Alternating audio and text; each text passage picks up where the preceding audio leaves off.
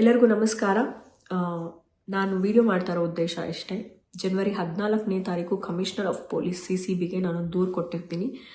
ನನಗೆ ಅನಾಮಧೇಯ ಕಾಲ್ಸ್ ಬರ್ತಿದ್ದಂಥ ವ್ಯಕ್ತಿಗಳ ವಿರುದ್ಧವಾಗಿ ಆ್ಯಂಡ್ ನನಗೆ ಬ್ಯಾಡ್ ಕಮೆಂಟ್ಸ್ ಮಾಡ್ತಿದ್ದಂಥ ವ್ಯಕ್ತಿಗಳ ವಿರುದ್ಧವಾಗಿ 5 ಜನ ವ್ಯಕ್ತಿಗಳ ವಿರುದ್ಧವಾಗಿ ಮಾತ್ರ ನಾನು ದೂರು ಕೊಟ್ಟಿರ್ತೀನಿ. ಬೇರೆ ಯಾರ ವಿರುದ್ಧವಾಗೂ ನಾನು ದೂರು ನೀಡಿರೋದಿಲ್ಲ.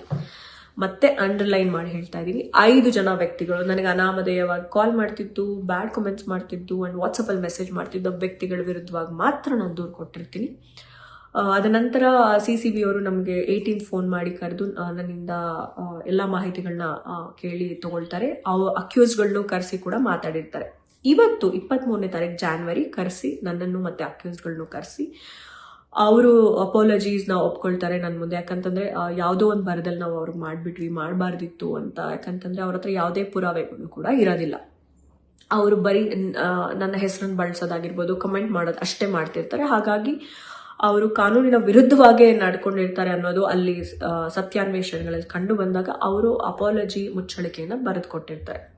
ಸೊ ನಾನು ಕಾನೂನು ಮೊರೆ ಹೋಗಿದ್ದ ಕಾರಣ ನನಗೆ ಕೆಲವು ಪ್ರೋಟೋಕಾಲ್ಸ್ ಇತ್ತು. ಯಾವುದೇ ರೀತಿ ಈ ವಿಚಾರದ ಎಲ್ಲೂ ಇದು ಸಾರ್ಟ್ ಔಟ್ ಆಗೋವರೆಗೂ ಮಾತಾಡೋ ಹಾಗಿಲ್ಲ ಅನ್ನೋದಾಗಿ. ಆ್ಯಂಡ್ ಈ 5 ಜನ ಅಕ್ಯೂಸ್ಗಳಿದ್ರು ಅವರ ಹೆಸರುಗಳನ್ನ ನಾನು ಯಾವುದೇ ವಿಡಿಯೋದಲ್ಲೂ ಕೂಡ ಸೂಚಿಸಿಲ್ಲ. ಯಾಕಂತಂದ್ರೆ ನನ್ನ ಉದ್ದೇಶ ಆ ಹೆಸರುಗಳಿಗೆ ಮಸಿ ಬಳಿಯುವಂಥದ್ದಲ್ಲ.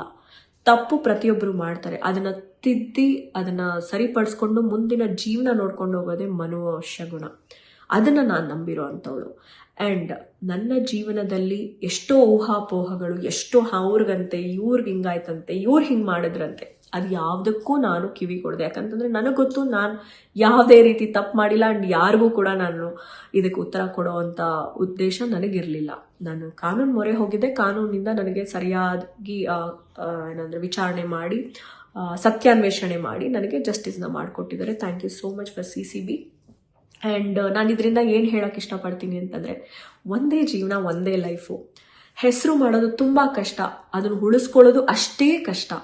ನಮಗೆ 4 ಜನಕ್ಕೆ ಒಳ್ಳೇದು ಮಾಡೋಕ್ಕಾಗುತ್ತೋ ಇಲ್ವೋ, ಆದರೆ ಒಬ್ರಿಗೆ ಕೆಟ್ಟದಂತೂ ಮಾಡಬಾರ್ದು ಅನ್ನೋದೇ ನಾನು ಅಂದ್ಕೊಂಡಿರೋದು. ಆ್ಯಂಡ್ ಅಫ್ಕೋರ್ಸ್ ಹೆಸರು ಮಾಡಿರೋರ ಹೆಸರಿಗೆ ಮಸಿ ಬಳಿಯೋದಂತೂ ತುಂಬ ಈಸಿ. ದಯವಿಟ್ಟು ಅದನ್ನು ಯಾವತ್ತೂ ಮಾಡಬೇಡಿ.